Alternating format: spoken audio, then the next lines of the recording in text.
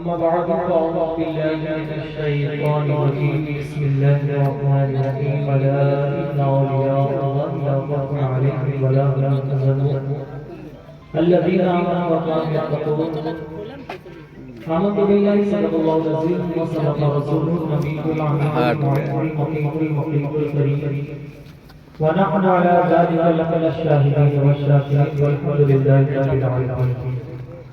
आइए हम और आप सबसे पहले मुक़द्दस जनाब आराम फरमाने वाले आका व मौला जनाब मुस्तफा मोहम्मद मुस्तफा सल्लल्लाहु अलैहि वसल्लम की बारगाह मुक़द्दस में दुरूद पाक का नज़ारा पेश करें। अल्लाहुम्मा सल्ली अला सय्यिदना शफीअना नबीना औला मुहम्मद व सल्लल्लाहु अलैहि या हबीबी या रसूलल्लाह सल्लल्लाहु अलैहि वसल्लम। हज़रात गिरामी, मेरी तकरीर के दरमियान लोगों का आना जाना, उठना खड़ा बैठना, ये तमाम चीजें बंद कर दें, क्योंकि ठंड का वक्त है। तुमसे ज्यादा मैं थक चुका हूँ।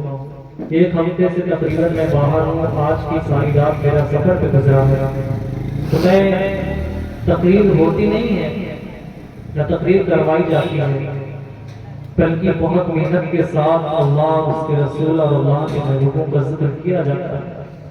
नहीं जानते हो, आज की बात आप लोग कल नहीं बता सकते। हम लोग ऐसी ऐसी तारीखें बताते हैं कि न जाने हमें खुद नहीं याद कि हम कब उसका मुताला करके बैठे होते हैं।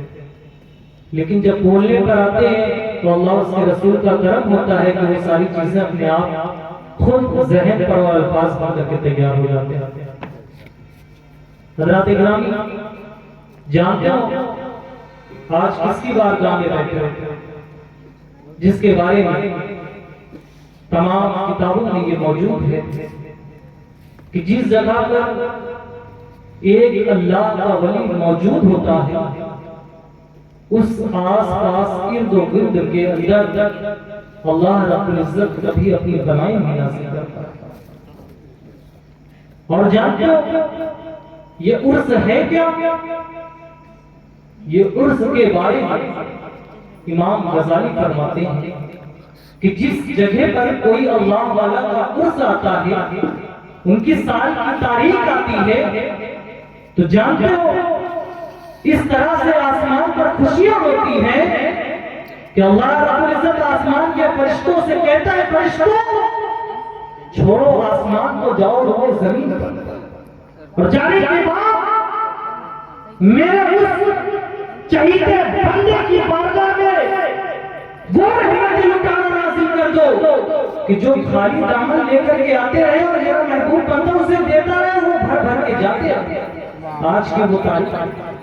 और यूं ही नहीं, अल्लाह के रसूल इरशाद फरमाते हैं कि जहां पर नेक बंदों का जिक्र हो और अल्लाह के महबूब बंदों की तारीफें विशाल हो और वो उसके नाम से मुनाकिद हो, तो मैं तन्हा नहीं बल्कि मेरे सहाबा भी उस बारगाह में आकर के हाजिर होते हैं। सुभान अल्लाह।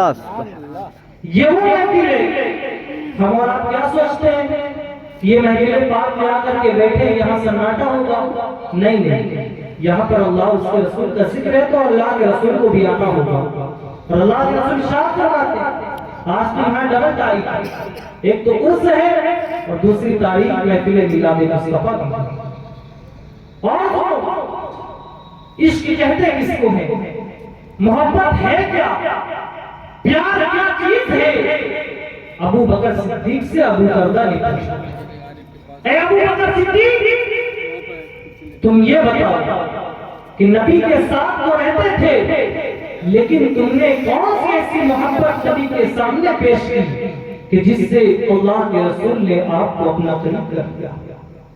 अबू दरदा ने जब पूछा था तो अबू बकर सिद्दीक फरमाते हैं, अबू दरदा सुनो, मक्का की रात, मक्का से जब हिजरत कर रहे थे, उसी दरमियान में एक दिन ऐसा आता है कि आका करीम अलैहिस्सलाम और तस्लीम को चलते चलते इतना पसीना आ गया था कि आप पसीने की वजह से आपका कुर्ता मुबारक भीग चुका था।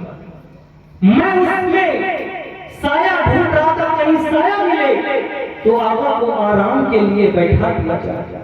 अबू बकर सिद्दीक फरमाते उसी रेगिस्तान के अंदर एक दरख्त नजर आता और दर्द जब नजर आया तो मैंने कहा हुजूर आप आराम फरमाएं। आका जब आराम फरमाने लगे तो मेरे दिल में ख्याल आया कि आका को मैं ताजा पानी ला करके दे दूं। अबू बकर सिद्दीक फरमाते कि मैं उसी रेगिस्तान के अंदर पानी की तलाश में लग गया और जब पानी ढूंढने लगा तो एक चरवाहा मिलता है। मैंने कहा ए चरवाहा ये बता क्या यहाँ पर कहीं पानी का कुआं है? तो उस चरवाहे ने कहा यहाँ पर पानी का कुआं नहीं है, यहाँ से कुछ दूर और आगे जाने पड़ेगा। अबू बकर सिद्दीक फरमाते कि मैंने उससे कहा कि क्या तेरी बकरियां दूध देती हैं? तो उसने कहा हाँ मेरी बकरियां दूध देती हैं। तो फरमाते हैं कि इसे क्या बेचोगे? तो उसने कहा 4 दिरहम मुझे देना पड़ेगा। अबू बकर सिद्दीक फरमाते हैं मैंने उसको 4 दिरहम दिया और उसके बाद मैंने उस चरवाहे से पूछा क्या इसमें बकरी का दूध दोगे? तो उस चरवाहे ने कहा हाँ लाओ कटोरा मैं दूध देता हूँ। जैसे अबू बकर सिद्दीक इस चरवाहे को कटोरा देना था कि उनके इश्क ने कहा नबी तो सारी दुनिया के मौजूद नबी, पहले कटोरे को साफ कर लिया जाए, बकरी के थन को धुल लिया जाए, तब इसके अंदर दूध लिया जाए। अबू बकर का इश्क गवारा न किया, आप पानी की तलाश में चल पड़े। एक रेगिस्तान के अंदर पहाड़ियों के अंदर आपने पानी का एक कुआं देखा। देखने के बाद आप पानी निकालते हैं, पानी निकालने के बाद कटोरे को धोते हैं, धोने के बाद उस कटोरे के अंदर पानी लेकर के आते चरवाहे को देते और कहते हैं चरवाहा ये पानी का कटोरा ले, और लेने के बाद बकरी का थन इस पानी से धो दे और इसी कटोरे के अंदर बकरी का दूध डाल दे। चरवाहे ने उस कटोरे को लिया, बकरी का थन धोया, धोने के बाद उस कटोरे में और बकरी के दूध को दूता है, धोने के बाद उस बकरी के दूध को गर्म किया जाता है। अबू बकर सिद्दीक फरमाते कि मैं गर्म कटोरा अगर लेकर के जाता तो आका को पीने में तकलीफ होती, मेरे इश्क ने गवारा न किया। मैं उस दूध को ठंडा करा, ठंडा करने के बाद इतने आराम से चलने लगा कि अगर मैं ज्यादा तेज चलूंगा तो इस कटोरे से दूध गिरेगा और जो नबी के हिस्से का दूध जाएगा। मुझे ये गवारा नहीं करता कि नबी के हिस्से का दूध कटोरे से बाहर हो जाए। इश्क देखो अबू बकर सिद्दीक का, इश्क कहते हैं किसको है? वली बनना आसान नहीं है, वली कोई ऐसी चीज का नाम नहीं है, पहले इश्क पैदा करना पड़ता है। इश्क के अंदर जब दुनिया को समा लिया जाता है तब जाकर के नबी उसको रुतबा देते हैं, तब वो विलायत के मंजिल पर पहुंचता है। अबू बकर सिद्दीक कहते हैं कि मैं कटोरे में दूध लेता हूँ, आराम चलता हूँ, क्या देखता हूँ जैसे दरख्त के करीब पहुंचता हूँ, आका आराम करते करते आका की आंख लग जाती है। अब मेरा इश्क कह रहा है कि अगर आका को जगाऊंगा तो तकलीफ होगी, और अगर आका को नहीं जगाता हूँ तो ये दूर हो सकता है इस रेगिस्तान में हवा भी चल रही है, इस दूध के अंदर कचरा ना पड़ जाए। अबू बकर सिद्दीक दूध का कटोरा लेकर के आका की बारगाह में खड़े हैं, लेकिन हिम्मत नहीं होती कि वो आका को कैसे जगाए। अबू बकर सिद्दीक जैसे ही दूध के कटोरे को सामने लेकर के खड़े हुए, आका की आंखें बेदार हुई। कहते अबू बकर सिद्दीक क्या तुम दूध के कटोरे को अभी तक लेकर के खड़े हो? अबू बकर सिद्दीक कहते हैं या रसूलल्लाह अलैहि सलाम, अगर आप सारा दिन और सारी रात आराम फरमाते तो अबू बकर सिद्दीक इस दूध के कटोरे को सारी रात लेकर के खड़ा था। सुभान अल्लाह। आका ने जैसे इस दूध के कटोरे को लिया, लेने के बाद कहा कि अबू बकर जब कोई तुमसे पूछे कि बताओ तुम्हारी जिंदगी में तुमने अल्लाह के रसूल को कब राजी किया, तो अबू बकर सिद्दीक तुम जाकर के बता देना कि हिजरत की रात एक दिन वो आया था कि दूध के कटोरे से अल्लाह और रसूल से मुझे मोहब्बत हो। सुभान अल्लाह, सुभान अल्लाह, सुभान अल्लाह। क्या समझते हो ये है क्या? ये औलिया किराम का पैगाम, ये इश्क। और चलो वो अली शाह कलंदर को कौन नहीं जाता, इनका असली नाम शेख शरफुद्दीन रहमतुल्लाह तआला अलैह। जानते हो इसी हिंदुस्तान के अंदर वो अली शाह कलंदर फरमाते कि मैं 36 दिन तक पानी के ऊपर खड़े होकर के अल्लाह की इबादत करता। मछलियों को जब भूख लगती थी तो आकर के मेरे गोश्त के टुकड़े को खाया करती थी। बुआ अली शाह कलंदर फरमाते कि मेरी तमन्ना यह थी कि मैं विलायत में अली जैसे बन जाऊं। सुभान अल्लाह, सुभान अल्लाह। बुआ अली कलंदर कहते मेरी तमन्ना यह है, मैं रब से मांगता था या अल्लाह, मैं 36 दिन इसी पानी पर खड़े होकर के तेरी इबादत करता हूँ और मेरी तमन्ना है कि तू मुझे अली जैसा बना। निदा आई, ए शेख शरफुद्दीन, अली अब कोई नहीं बनेगा। शेख शरफुद्दीन फरमाते है मेरे रब, अगर अली नहीं बन सकता तो बुए अली बना दे। बुए अली का माने जानते हो? अली की खुशबू वाला। मैं अली तो नहीं बन सकता लेकिन अली की खुशबू लेने वाला तो मुझे बना दे। तब से शेख शरफुद्दीन का लक़ब बू अली शाह कलंदर रख दिया गया। और जानते हो बू अली शाह कलंदर इश्क का पैगाम देखो। अल्लाह रब्बुल इज्जत फरमाता कि मेरे दुनिया में दो महबूब बनते हैं, एक महबूबे सुबहानी सरकार गौसे आज़म और दूसरा बंदा महबूबे इलाही। सुभान अल्लाह। दुनिया में मेरे दो महबूब बनते हैं और उसके बाद अब आई है रसूल कायनात के दीदार की बात कि वली कहते हैं इसको है और वली की मकाम क्या है। और देखो अमीर खुसरो ये महबूबे इलाही के मुरीद हैं, ख्वाजा निजामुद्दीन के मुरीद हैं। अमीर खुसरो फरमाते बू अली शाह कलंदर की बारगाह में हर जुमेरात के दिन महफिल शमा होती और जैसे ही महफिल शमा खत्म होती उसके बाद जितने लोग वहां बैठे सबको फौरन कहा जाता आंखें बंद करो और सीधा रसूल पाक का दीदार करो। अमीर खुसरो फरमाते मैं भी पहुंच गया उस महफिल के अंदर कि चलता हूं अली शाह कलंदर की बारगाह में और जाऊंगा महफिल शमा खत्म होगी सीधा हुजूर का दीदार करूंगा।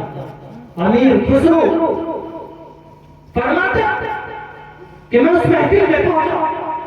पहुंचने के बाद जैसे ही महफिल खत्म हुई बू अली शाह कलंदर ने कहा सारे लोग आंखें बंद करो। अमीर खुसरो फरमाते मैंने भी आंखें बंद कर दी और जैसी आंखें बंद करी आका का दीदार। जैसे आका का दीदार का क्या देखता हूं कि बू अली शाह कलंदर आका के सामने बैठे बेताब हो गए। क्या मेरा पीर इतना कमजोर होता है कि वह रसूल कायनात तक नहीं पहुंच सकता। अमीर खुसरो लौट करके आए, आकर के ख्वाजा निजामुद्दीन की बारगाह में खड़े हुए। हुजूर क्या मेरा पीर इतना कमजोर है कि वो महबूब नबी आखिर ज़मां की बारगाह में नहीं पहुंच सकता? रोने लगे करके। ख्वाजा निजामुद्दीन फरमाते अमीर खुसरो जाओ आपकी जुमेरात को जाना और जाकर के रसूल कायनात से कहना कि मेरा पीर महबूब इलाही कहां है। जैसे ही अमीर खुसरो दूसरी जुमेरात में पहुंचे महफिल का इख्तिताम हुआ। बू अली शाह कलंदर ने कहा आंखें बंद करो। अमीर खुसरो और तमाम औलिया किराम जमाना था बैठे हुए आंखें बंद कर।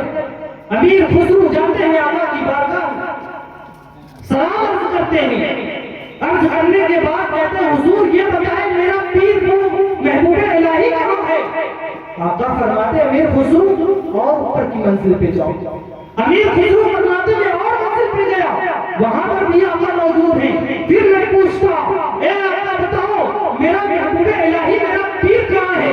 आका फरमाते ए अमीर खुसरो और आगे बढ़ो। अमीर खुसरो कहते मैं दूसरी मंजिल पे पहुंचा, फिर देखता हूं आका मौजूद है लेकिन मेरा पीर नहीं है।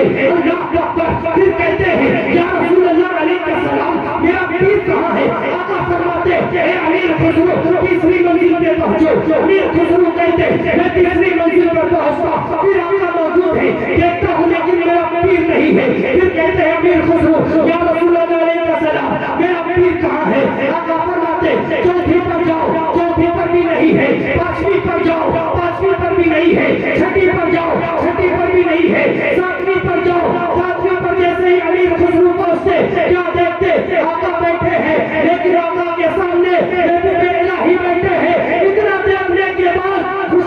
वजह से आंखें खुल जाती है, वापस आते हैं, कहते हैं महबूब इलाही आप भागीदार हो गया, लेकिन एक मामला ये समझ में ना आया, सारे लोग तो पहले पर थे, दूसरे पर थे, तीसरे पर थे, चौथे पर थे, पांचवें पर थे, छठे पर थे, सातवें पर खाली 4 लोग मौजूद थे।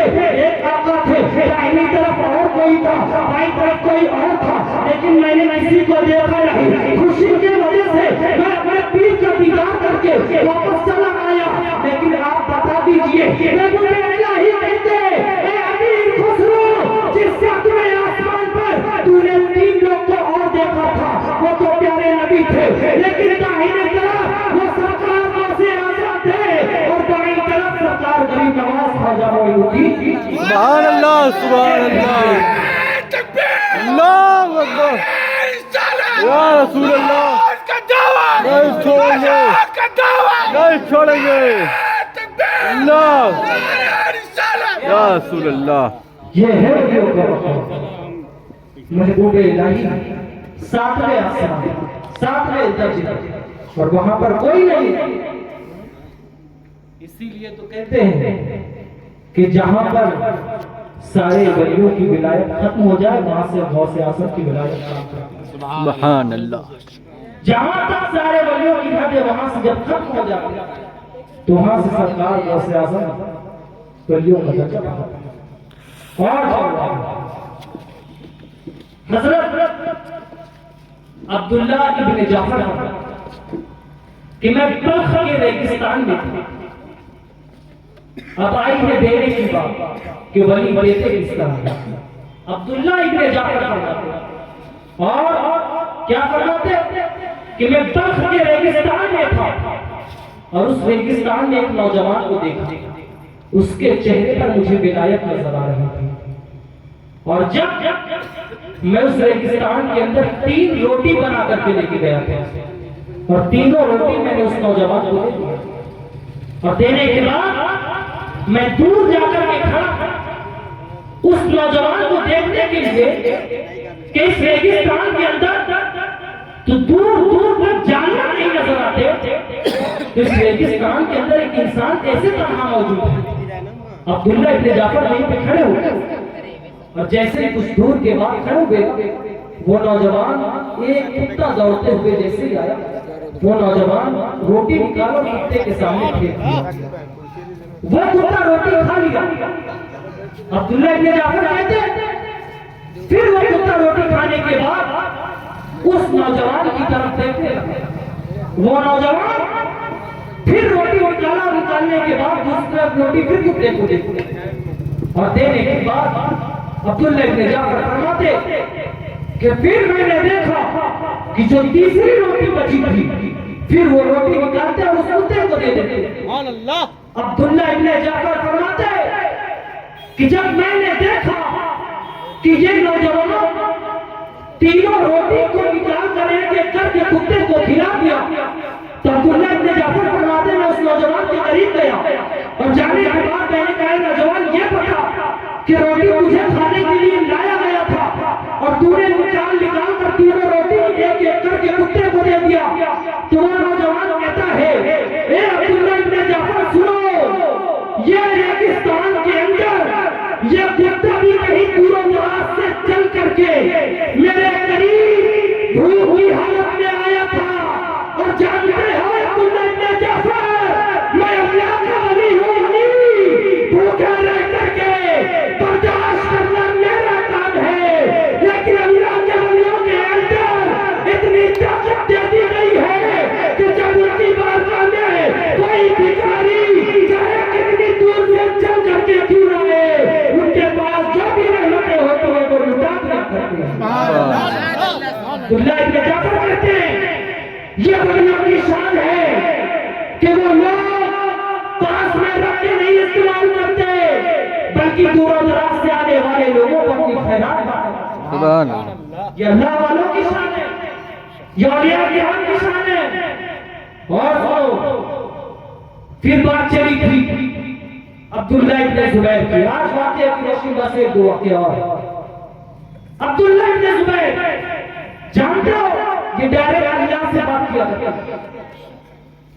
जब भी लोग कोई चीज की हाजत पड़ती अल्लाह से बोला करते थे। और जानते हो ये कहते थे मेरा कोई नहीं इस दुनिया में, बस मेरा इश्क मोहब्बत आका से है और दूसरा मेरा अल्लाह से रिश्ता है। बहुत बड़े बुजुर्ग थे अब्दुल्लाह इब्न जुबैर, ये फरमाते कि एक किताब का मुताला कर रहा था, किताब पढ़ रहा था और किताब पढ़ते पढ़ते मैंने पढ़ा कि जन्नत में हर मर्द के साथ उसकी औरत होगी। शादी नहीं किए थे अब्दुल्लाह इब्न जुबैर, फरमाते मेरा कोई नहीं था, बस मुझे रसूल से मोहब्बत थी और अल्लाह से प्यार किया था। शादी नहीं किए थे, लेकिन जब तारीख इन्होंने पढ़ा कि जन्नत में हर मर्द के साथ उसकी औरत होगी तो ये बेचैन हो गया। ये तेरा बंदा अब्दुल्लाह इब्न जुबैर ने निकाह नहीं किया, अब बता मेरे साथ जन्नत में कौन होगा। एक दिन कहे रखी बात कुछ सुनाई ना, दूसरे दिन कहते कुछ सुनाई ना होती, तीसरे दिन कहते मेरे रब बता कि अब्दुल्लाह इब्न जुबैर के साथ जन्नत में कौन रहेगा। उसी रात में अब्दुल्लाह इब्न जुबैर को ख्वाब आया और उस ख्वाब में एक औरत दिखाई, उसका नाम वो नाम बताती है मेरा नाम मैमूना है, और उसके बाद वो कहती है मेरे वालिद का नाम वलीद है और मैं शहर बगदाद की रहने वाली। अब्दुल्लाह इब्न जुबैर आंखें खुली बेदार हुए, आज का जो ख्वाब है ये मेरे लिए वाकई सच्चा ख्वाब है, निकालते हैं अब्दुल्लाह इब्न जुबैर जाओ तलाश करो। अब्दुल्लाह इब्न जुबैर बगदाद की सरजमीन पर पहुंचे, पहुंचने के बाद लोगों ने देखा अब्दुल्लाह इब्न जुबैर आज तुम यहाँ कहाँ से नजर आ गए, तुम तो अल्लाह के नेक बंदे हो, जब भी हम हमको देखते तुम अल्लाह की इबादत करते, आज तुम कहाँ इस बगदाद के अंदर आ गए। अब्दुल्लाह इब्न जुबैर कहने लगे मुझे एक औरत की तलाश और उसका नाम मैमूना है। सारे लोग वहां के शहर के लोग हंसने लगे कि उस पागल के चक्कर में पड़ गए, वो मैमूना नाम की लड़की पागल है, वो तो रोते हुए को देखकर हंसती है और जो हंसता है उसको देखकर ये रोती है। लोग उसको पत्थर मारते हैं, वो और पत्थर पीट करके देती, लोग जो पत्थर मार वो तो पागल है, वो तो जाकर की कचरों में बैठ जाती है, कचरा पीट करके खाती है। अब्दुल्लाह इब्न जुबैर हम लोग तो उसको अपनी घर की बकरियां दिए चराने के लिए, वो तो जंगल में जाती है बकरियां चराती है, शाम के वक्त वो वापस आती है, आज मुलाकात ना होगी। सारा रिश्ता उन लोगों ने बता दिया कि वो पागल है। अब्दुल्लाह इब्न जुबैर को बर्दाश्त ना हुआ, उन्होंने कहा ऐ लोगों बताओ वो किस जंगल के अंदर है, मुझे उससे मिलना है। अब्दुल्लाह इब्न जुबैर तो वो लोगों ने रास्ता बताया कि जाओ जरा जंगल में चले जाओ। अब्दुल्लाह इब्न जुबैर फरमाते कि जब मैं उस जंगल के अंदर चलने लगा, सांपों की वजह से मुझे रास्ता नहीं मिला, जंगल में इतने दरिंदे और कीड़े थे कि मैं उनकी वजह से चल नहीं पा रहा था। लेकिन अब्दुल्लाह इब्न जुबैर कहते मैं उस औरत तक पहुंचा और पहुंचने के बाद क्या देखता हूँ वो औरत असर की नमाज पढ़ रही है, और उसके बाद सोचने लगे कि ये शहर के लोग ने बताया था ये लड़की पागल है, लेकिन ये नमाज पढ़ रही। आप देखते कि वो जो बकरियां चल रही थी, जब वो बकरियां रेवा से भागती तो शेर आते और बकरियों का कान पकड़ के उस बकरियों के रेवा में डाल दिया करते। जैसे वो औरत नमाज से फारिग और अपना सलाम फेर करके जब चेहरा देखा तो कहा अब्दुल्लाह इब्न जुबैर तुम क्या करने आए हो इस जंगल के अंदर। अब्दुल्लाह इब्न जुबैर ने कहा ए मैमूना, मैंने आज की रात ख्वाब देखा था कि मेरे साथ जन्नत में कौन सी औरत रहेगी। मैमूना ने कहा ए अब्दुल्लाह इब्न जुबैर तुम क्या मुझे तलाश करने के लिए यहाँ तक चले आए, वो तो रब का वादा था कि मैमूना को जन्नत में मिलाया जाएगा तुझसे, लेकिन तुझसे बर्दाश्त ना हुआ, तू यहाँ तक आ गया। तो मैमूना से अब्दुल्लाह इब्न जुबैर ने कहा ए मैमूना ये बता कि तुझे मेरा नाम कैसे पता होगा। बता तुझे मेरा नाम कैसे पता हुआ? तो मैमूना ने कहने लगी कि अब्दुल्लाह इब्न जुबैर, जो रब ने तुझे बताया है कि तेरी मैमूना जो तेरे साथ जन्नत में रहेगी, इस जंगल के अंदर रब ने मिला दिया। वही रब ने मुझे बताया कि तेरे साथ आने वाला जो जन्नत में रहेगा उसका नाम अब्दुल्लाह इब्न जुबैर। सुभान अल्लाह, सुभान अल्लाह। और उसके बाद अब्दुल्लाह इब्न जुबैर कहते, ऐ मैमूना ये बता, तू नमाज पढ़ती है, तेरी बकरियां जब दूर भागती है तो जंगल के शेर जाकर के खड़े करते, बता ये कैसा मामला है? तो मैमूना कहती है, ए अब्दुल्लाह इब्न जुबैर सुनो, जब मैं अल्लाह की हो गई हूं तो अल्लाह रब्बुल इज्जत सारी कायनात को मेरे पीछे लगा करके रखी। और सुनो, फिर अब्दुल्लाह इब्न जुबैर कहते हैं, मैमूना ये बताओ, सारे लोग तो तुमको पागल कहते हैं, लेकिन कहते हैं कि जब शहर के लोग रोते हैं तो मैमूना हंसती है, और जब शहर के लोग हंसते हैं तो मैमूना रोती है। ये क्या मामला है? मैमूना फरमाती है, ए अब्दुल्लाह इब्न जुबैर सुनो, मेरी विलायत की निगाह कहां तक देख रही है कि जब ये शहर के लोग रोते हैं ना, तो मुझे हंसी इस बात की आती है कि आज दुनिया के गम में ये लोग रो रहे हैं, और जब ये लोग हंसते हैं तो मैं इस बात पर रोती हूं कि क्या इन्हें आखिरत की कोई तैयारी नहीं करना है। मैं इस वजह से रो कर कि आपकी बारगाह में शिकायत करते, मेरे रब, ये तेरे बंदे हैं, दुनिया में हंस रहे हैं, क्या इन्हें आखिरत की फिक्र नहीं है? और जब ये लोग रोते तो मैं हंस के अपनी बारगाह में दुआ करता हूं, मेरे मौला, जिस तरह ये लोग रो रहे हैं, तेरे सामने गिड़गिड़ा रहे हैं, मैं तेरी नेक करती हूं, तो इनकी मग़फ़िरत कर। ये अल्लाह वाले होते हैं, जब उनके सामने कोई गिड़गिड़ाता है ना, तो ये तुम्हारी शिकारी सड़क तक लगा देते हैं। और जानते हो इनसे वापसी कहां तक जाती है? आज अगर इनसे वापस है तो यही लोग कल हमें मैदान महशर में सरकार दो जहां सल्लल्लाहु की शफाअत नसीब करा सकते। आमीन। और यह किराम की बारगाह तो एक ऐसी बारगाह है, बस आखिरी वाकया बताता हूं, जिनका नाम बनी इस्राइल से पहले का वाकया है, लेकिन हुजूर सल्लल्लाहु अलैहि वसल्लम ने बयान करवाया। इमाम गज़ाली फरमाते हैं, हजरत शमूर रहमतुल्लाहि तआला अलैह उनका नाम। ये जानते हो अल्लाह की इबादत इतना जोरों तर्क के साथ करते थे कि सारा दिन अल्लाह की इबादत करते थे, और इनका नाम पूरे शहर के अंदर था। ये लाखों काफिरों को एक जानते थे, एक लाखों की ताकत को मतलब इनके सामने ज़रूर रहता था। ये जिस तरफ निगाह उठाते थे वही सीधाए फतेह हासिल कर लिया करते थे।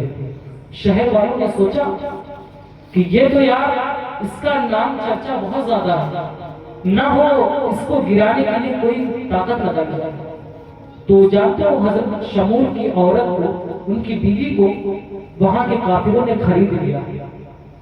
कहा ये बताओ कि तुम जब से अपने शौहर के निकाह में आई हो, क्या आपको कोई खुशी मिली है?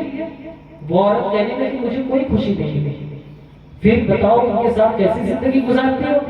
वो औरत कहने लगी ये तो बस दरवेश है, हर चीज दरवेश के बारे में बताया करते हैं, बस एक टाइम का खाना खिला देते हैं और इसके बाद मुझे कोई खुशी नहीं मिली।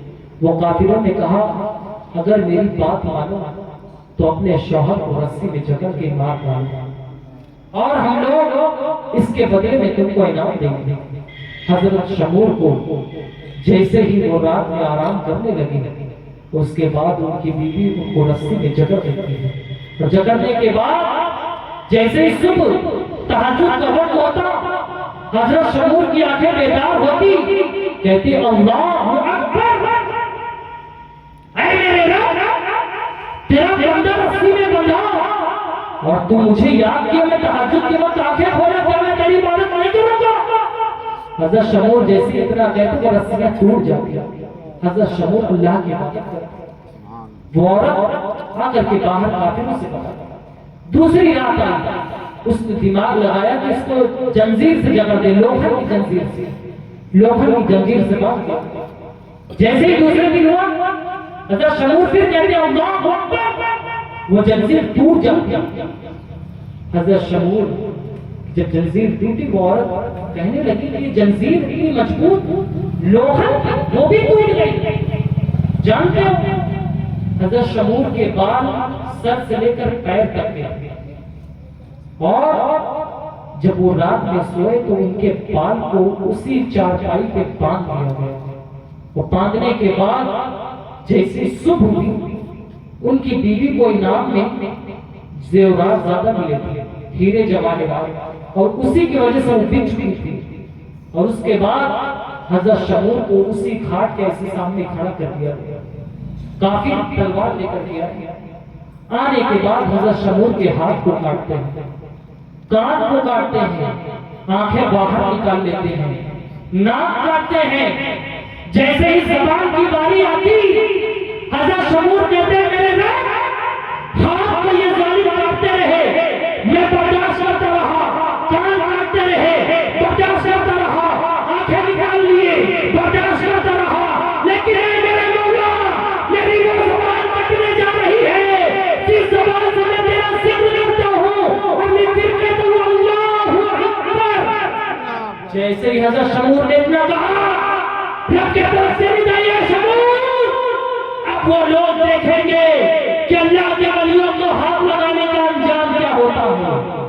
हजरत शमूर कहते कि जिन जिन लोगों ने मेरे हाथ और नाक कान काटे थे उनके पैर की तरफ से आग लगी और सर तक आग लगी, और उसके बाद उनकी खाक हवा में उड़ा दी गई।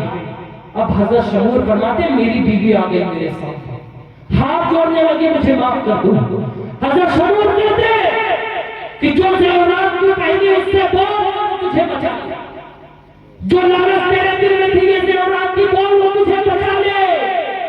हजरत शमूर की बीवी बचा नहीं सकी। हजरत शमूर ने दुनिया वालों को दर्श दे दिया कि ऐ लोगों मैं अल्लाह का वो नेक बंदा हूं कि जब दुनिया के अंदर जब कोई ऐसी तालीम दुनिया सामने आए तो सबसे पहले अपनी बीवी को हक के रास्ते पर चलने की तौफीक देना, उनके अंदर कोई भी चीज की कमी ना आने देना, और लालच से अपनी निगाहों से इस वजह से मैं कहता हूँ कि अगर तुम अपनी बीवी को पर्दों के साथ रखोगे सैयदा फातिमा तैयबा ताहिरा की जिंदगी पर आलम के पहलू लेकर के जाओगे तो फिर देखना ये गद्दार नहीं बन सकती है, तुम्हारी वफादार लड़के नजर आएगी। सुभान अल्लाह सुभान अल्लाह। शमूर ने उसको बचाया नहीं। हजरत शमूर ने रब से मेरे रब आग लगा दे। हजरत शमूर की बीवी को आग लगी और जल के खाक हो गई। हजरत शमूर फरमाते जैसे ही रब की तरफ से निदाई है शमूर जा मैं तुझे फिर से विलायत करता हूं और तेरे सारे आज़ा फिर वापस हुए। हजरत शमूर फरमाते मेरे सारे आज़ा मुझे वापस हुए और मैं जैसे ही बाहर आ गया सारे लोग मुझे देख कर डर रहे और कहने लगे शमूर ये सारी चीजें काट दी गई वापस कैसे आई। हजरत शमूर फरमाते कि जिस रब ने मुझे पैदा किया था और विलायत तक पहुंचाया था उसी रब की देर है कि मैं फिर से सही सलामत नजर आने लगा। ये अल्लाह वालों की शान है। फिर इंशाअल्लाह रहेगा कभी बयान होगा।